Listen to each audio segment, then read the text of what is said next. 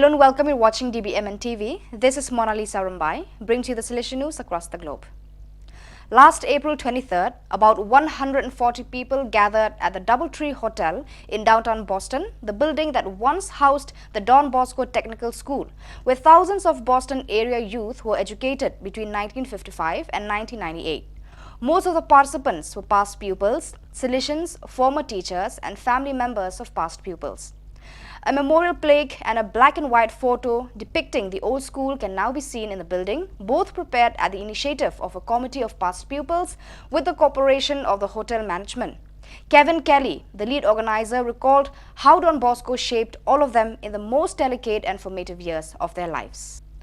On April 16th, the missionary mandate was held for the future participants of the Path in the Heart of the World 2023 of the Piedmont and Valle d'Aosta Special Circumscription ICP.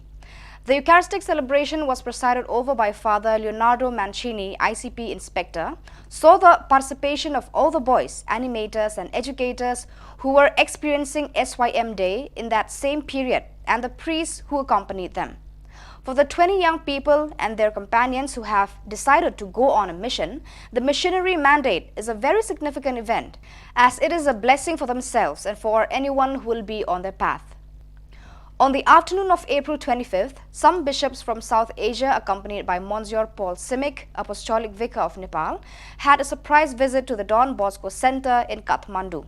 The bishops stopped to interact with the Salesians and the guests of the center, showing a lively interest in learning about the mission and the activities carried out. The group included two Indian Salesian bishops, Monsieur Nirmal Vincent Gomez and Monsieur George Rajendran Kutinadar. They are in Kathmandu to familiarize themselves with and study the documents of the Federation of Asian Bishops Conferences, FABC, and the visit to the Salesian House was part of the program of exposure to various parishes and mission stations to get to know the realities of the church in Nepal. Before the tragic conflict happening in Sudan, since 12 days, particularly in Khartoum, the capital becomes just another news event. I thought of sharing something on this conflict for the information of some of us. So begins the letter that the Salesian community of the St. Joseph Vocational Training Center in Khartoum sent to ANS to give a testimony on the current reality in that area. Warm greetings to all from the confreres of the Salesian community of St. Joseph Vocational Training Center, Khartoum, Sudan. On 15 April, Saturday, a working day for the Vocational Training Center, to the amazement of everyone, shootings and heavy gunfire started to be heard in Khartoum.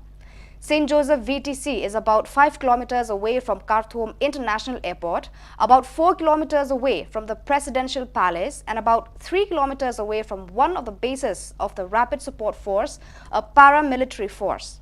The students and staff were immediately sent home, though some managed to go home only the next day.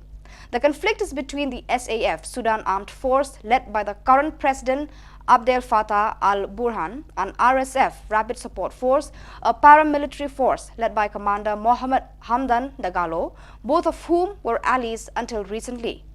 Both of them worked together to oust Sudanese ex-President Omar al-Bashir in 2019 and played an important role in the military coup in 2021. Tensions arose during the negotiations to integrate the RSF into the country's military as part of the plans to restore civilian rule. The dilemma was who would be subordinate to whom under this new hierarchy. Thus started a struggle of dominance that has matured into a full-scale war between the two sides. It is already 12 days since this fighting started. Where and when this fighting will end is very unclear. Both groups are well armed and have experienced fighters. As a result of the 12 days of fighting, many areas of Khartoum have no electricity and water. Shops and markets are closed and streets are abandoned. The suffering Sudanese people pray that good sense may prevail on the two warring sides so that the long-awaited aspiration of theirs for a lasting peace and security may prompt the leaders of the warring sides to sit together and negotiate for an end to their hostilities and pave a path for lasting peace in the country. The Rector Major's visit to the Brunswick community within his tight schedule brought a lot of joy and enthusiasm among the Salesians and the youth people of that community. He was welcomed by Father Philip Gliso, the rector, and all the members of the Salesian community, as well as volunteers, parents and children from the youth center, hostel residents, representatives of parish and the Don Bosco Foundation, and other lay people who are helping out with many Salesian activities. In a very fatherly way, the Rector Major met the confreres and guests who came to welcome him, especially the young people, and spoke with them.